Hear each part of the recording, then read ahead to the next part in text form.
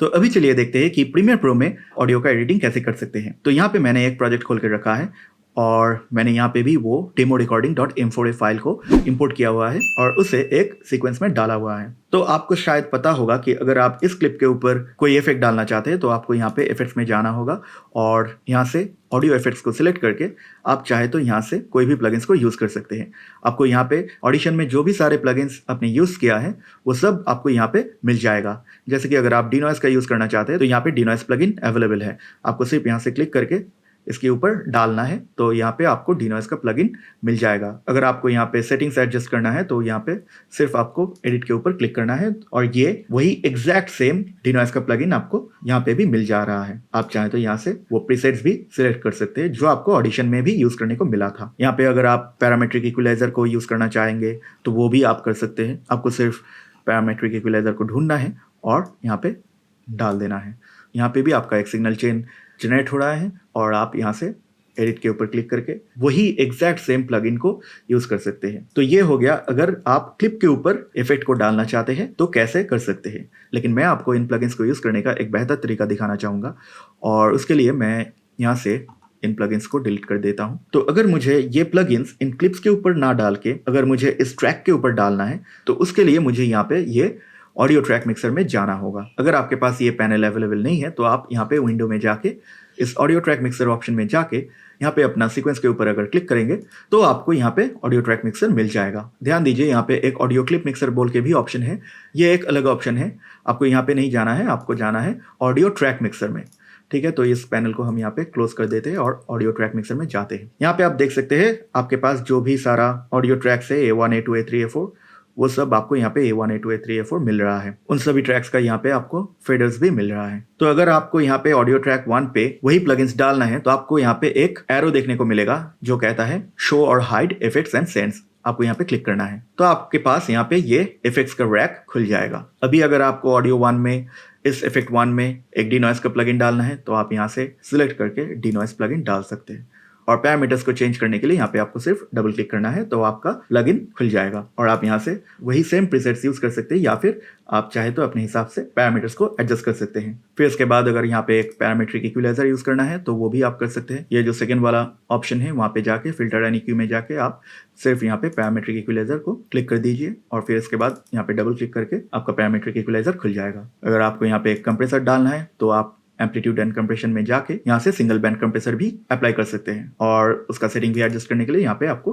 Double click करना होगा। ये भी वही प्लगइन है जो आपको ऑडिशन में देखने को मिला था। और यहाँ पे अगर आपको एक लिमिटर यूज करना है तो वो आप चाहे तो इस ऑडियो ट्रैक में यूज कर सकते हैं और या फिर एक बहुत अच्छा प्रैक्टिस है कि आप हमेशा जब भी कोई प्रोजेक्ट क्रिएट करेंगे तो आप अपना मास्टर चैनल में एक हार्ड लिमिटर हमेशा डाल के रखिए। तो आपके प्रोजेक्ट में जो यहाँ पे डायलॉग्स रहेगा, फिर उसके बाद अगर आपके पास यहाँ पे एक म्यूजिक ट्रैक है और भी सारे अगर SFX ट्रैक्स हैं तो वो सब मिलके आपका जो फाइनल आउटपुट है वो कभी भी क्लिप नहीं करेगा अगर आपने ये मास्टर चैनल पे एक हार्ड लिमिटर डाला हुआ है। तो ये मैं आपको सजेस्ट करूंगा कि आप हमेशा प्रोजेक्ट क्रिएट करने के बाद अपने मास्टर चैनल में एक हार्ड लिमिटर का यूज कीजिए और आप चाहे तो हर एक इंडिविजुअल ट्रैक्स में भी एक एक करके हार्ड लिमिटर यूज कर सकते हैं और मास्टर चैनल में भी हार्ड लिमिटर यूज कर सकते हैं। तो ये हो गया कि वही प्लगइन्स को कैसे आप प्रीमियर प्रो में यूज कर सकते हैं और अपने ऑडियो को प्रोफेशनल क्वालिटी दे सकते हैं। और अगर आप प्रीमियर में ही अपना ऑडियो एडिटिंग का काम करना चाहते हैं तो आप इस तरह से कर सकते हैं और आपको ऑडिशन खोलने का भी जरूरत नहीं पड़ेगा। तो चलिए अभी देखते हैं कि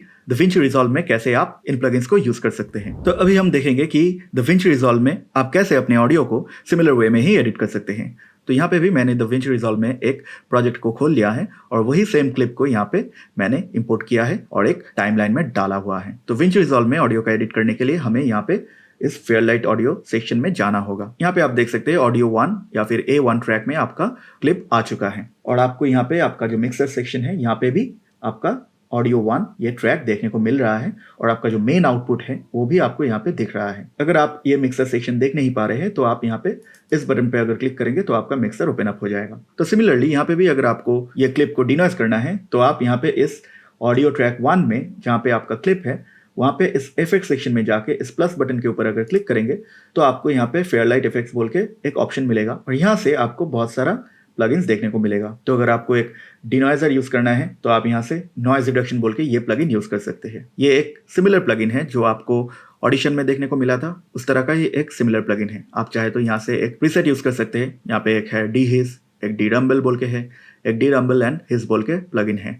जो हमने ऑडिशन में डी नॉइज और डी हमर बोल के दो अलग अलग प्लगइन यूज कर रहे थे, यहाँ पे आपको एक ही प्लगइन के अंदर दोनों मिल जा रहा है। यहाँ पे भी आपका ऑप्शन है लिसन टू नॉइज ओनली बोल के। फिर आप यहाँ पे जो सेक्शन है, यहाँ पे कुछ कंट्रोल्स है, इन सब का यूज करके आप देखिए आपको किस में सबसे अच्छा रिजल्ट मिल रहा है। लेकिन मोस्ट ऑफ द टाइम आपको यहाँ पे एक प्रीसेट का यूज करने से ही अच्छा रिजल्ट मिल जाएगा। और आपको अगर ये डी नॉइज का इफेक्ट फुल 100% चाहिए तो आप यहाँ पे 100% वेट सिग्नल की तरफ इस नॉब को घुमा सकते हैं। इसका मतलब है आपका जो डी नॉइज सिग्नल है वो ड्राई सिग्नल के साथ 100% मिक्स हो जा रहा है। इसका मतलब ड्राई सिग्नल आपका आ ही नहीं रहा है, आपका पूरा ही डिनॉइज सिग्नल ही आ रहा है। और अगर आप इसे एकदम ड्राई की तरफ रखेंगे तो इसका मतलब आपका जो डिनॉइज सिग्नल है वो आ ही नहीं रहा है, आपका सिर्फ ये जो ड्राई सिग्नल है वही आ रहा है। इसे 0 पे रखना और ये नॉइज रिडक्शन ऑफ रखना, दोनों का मतलब सेम है।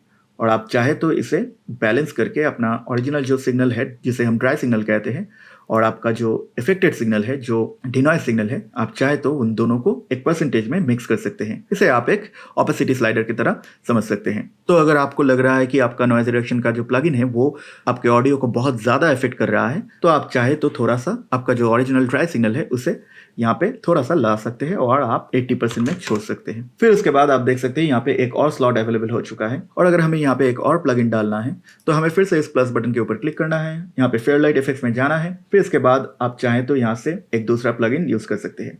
जैसे कि आप देख सकते हैं यहाँ पे डायलॉग प्रोसेसर बोल के एक प्लगइन है जिसके अंदर आपको काफी सारा प्लगइन्स एक साथ मिल रहा है। अगर आपके क्लिप में हमिंग नॉइज है या फिर रंबल है तो आप चाहे तो यहाँ से डी रंबल यूज कर सकते हैं या फिर डी रंबल को ऑफ कर सकते हैं। अगर आपके ऑडियो में पॉप आया है तो आप डी पॉप का यूज कर सकते हैं। अगर आपके ऑडियो में सिबिलेंस का प्रॉब्लम है, जैसे कि जब हम स बोलते हैं तो हो सकता है कि आपके ऑडियो में एक करके साउंड आया है जो काफी डिस्ट्रैक्टिंग हो सकता है, तो उसे कम करने के लिए आप ये DS या फिर DSR बोल के प्लगइन यूज कर सकते हैं। और अगर आपको नहीं चाहिए तो वो आप ऑफ भी कर सकते हैं। और यहाँ पे ही आपको एक सिंपल कंप्रेसर मिल रहा है जिसमें आप थ्रेशोल्ड सेट कर सकते हैं और अमाउंट भी सेट कर सकते हैं। और यहाँ पे आपका जो अटैक और रिलीज का ऑप्शन है वो 2 बटन में सिंप्लीफाइड मिल रहा है। फिर इसके बाद एक एक्सपेंडर बोल के प्लगइन है जो चाहे तो आप यूज कर सकते हैं।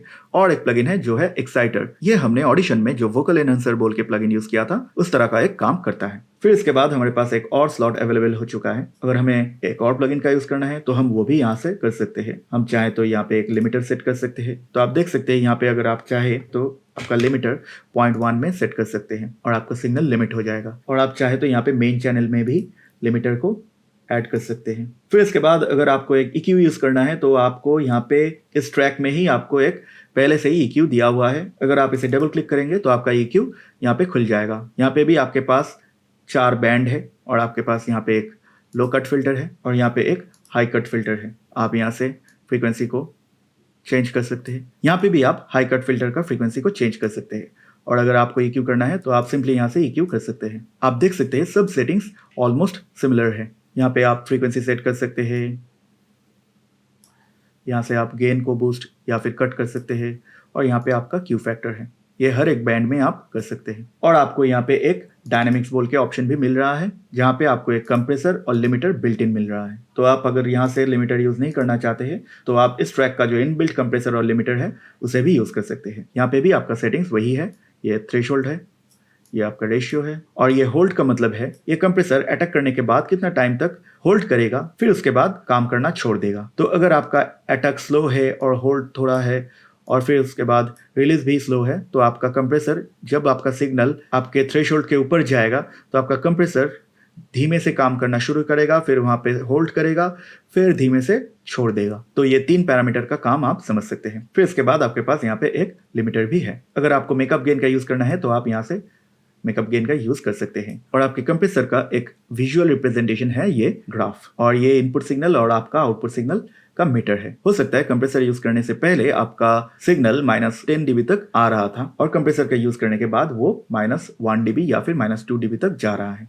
तो ये आपको इनपुट और आउटपुट ये दोनों मीटर से देखने को मिल जाएगा। और इसके अलावा यहाँ पे आपको फेयरलाइट इफेक्ट्स में DaVinci Resolve का इनबिल्ट जो भी सारा प्लगइन्स दिया हुआ है उन सब का यूज जानना है तो मैं आपको रिकमेंड करूंगा कि आप उन सब प्लगइन्स को खोलिए और देखिए कि यहाँ पे क्या कुछ अवेलेबल है। जैसे कि इस वोकल चैनल प्लगइन में भी आपके पास एक हाई पास फिल्टर है, आपके पास एक 3 बैंड का सिंपल EQ है, आप चाहे तो यहाँ से EQ को यूज कर सकते हैं, और आपके पास एक कंप्रेसर भी है जहाँ पे आप थ्रेशोल्ड, रेशियो, रिएक्शन जो कि फास्ट में या फिर स्लो में सेट कर सकते हैं, और आपका यहाँ पे मेकअप गेन है। तो आप देख सकते हैं घुमा फिरा के सब कुछ मोरलेस सेम है। तो मैंने यहाँ पे फाइनल कट प्रो 10 को ओपन कर लिया है और एक नया प्रोजेक्ट खोल के उसके अंदर वही सेम ऑडियो क्लिप को इंपोर्ट भी कर लिया है और उसे एक नया प्रोजेक्ट में डाल लिया है। तो अभी हम देखेंगे कि इस क्लिप को कैसे हम फाइनल कट प्रो 10 में प्रोसेस कर सकते हैं। तो वो करने के लिए हमें यहाँ पे इस इफेक्ट्स बटन के ऊपर क्लिक करना है, और अगर हम यहाँ पे स्क्रॉल करेंगे तो हम देख सकते हैं यहाँ पे ऑडियो बोल के एक सेक्शन है। अगर हम यहाँ पे स्पेशलाइज में जाते हैं तो हमें मिलता है एक डिनॉइजर। अगर हम इसे क्लिक करके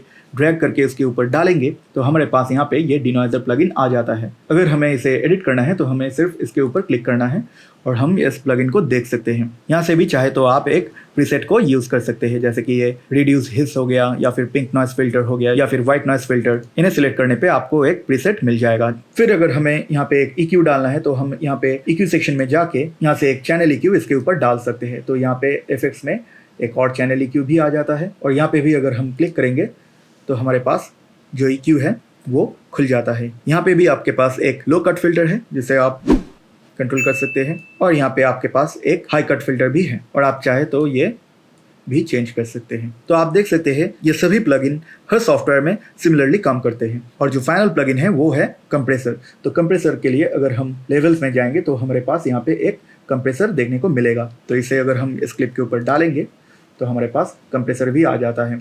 इसे क्लिक करने पे एक कंप्रेसर प्लगइन आ जाता है। हम चाहे तो यहाँ से एक प्रीसेट सिलेक्ट कर सकते हैं, जैसे कि यहाँ पे एक वॉइस है और यहाँ से हम वोकल कंप्रेसर को यूज कर सकते हैं या फिर वोकल कंप्रेसर 2 को भी यूज कर सकते हैं। यहाँ पे बहुत सारा different type of compressor available है फाइनल कट में, जैसे कि स्टूडियो VCA बोल के है, स्टूडियो फेट है, क्लासिक VCA है, विंटेज VCA है। ये सब डिफरेंट तरीके का कंप्रेसर है जो फाइनल कट में अवेलेबल है, लेकिन हर एक कंप्रेसर का जो बेसिक कॉन्सेप्ट है वो बिल्कुल सेम रहेगा। आप देख सकते हैं यहाँ पे आपके पास एक थ्रेशोल्ड सेक्शन है, एक रेशियो है, एक मेकअप गेन है, एक अटैक है और एक रिलीज है, और यहाँ पे आपके पास एक्स्ट्रा एक नी बोल के ऑप्शन है, जो फिलहाल के लिए आप अगर नहीं भी समझते हैं तो कोई भी प्रॉब्लम नहीं होगा। और यहाँ पे आप देख सकते हैं आपके पास एक बिल्ट इन लिमिटर है। अगर आप इसे ऑन करेंगे तो आपका लिमिटर भी ऑन हो जाएगा, और आप यहाँ से लिमिटर को -0.1 dB में सेट कर सकते हैं, और अगर आप चाहे तो अलग से भी लिमिटर को यूज कर सकते हैं। तो हमने देखा कि कैसे कुछ फ्री और इनबिल्ट प्लगइन्स का इस्तेमाल करके आप अपने ऑडियो को एक बहुत ही प्रोफेशनल क्वालिटी दे सकते हैं। तो अगर आपको ये वीडियो पसंद आया है तो ज़रूर लाइक कीजिए और अपने दोस्तों के साथ शेयर भी कीजिए जिन्हें आपको लगता है कि इस वीडियो से फ़ायदा होने वाला है। और अगर आपको ऑडियो और वीडियो एडिटिंग रिलेटेड कुछ डाउट्स है तो मुझे कमेंट करके पूछ सकते हैं और मैं डेफिनेटली आपके क्वेरीज को सॉल्व करने का कोशिश करूंगा। और अगर आपको पता नहीं है तो मैं आपको बताना चाहूँगा कि मैंने अभी एकदम बिगिनर्स के लिए एक 7 पार्ट का डिटेल्ड वीडियो एडिटिंग का कोर्स मेरे इस यूट्यूब चैनल पे अपलोड किया है। तो अगर आपको वीडियो एडिटिंग में इंटरेस्ट है, आप वीडियो एडिटिंग सीखना चाहते हैं, तो आप उस फ्री कोर्स को देख सकते हैं। मैं नीचे वीडियो डिस्क्रिप्शन में उन वीडियोस का लिंक्स दे दूंगा। So that's it for today guys, I will see you in the next video.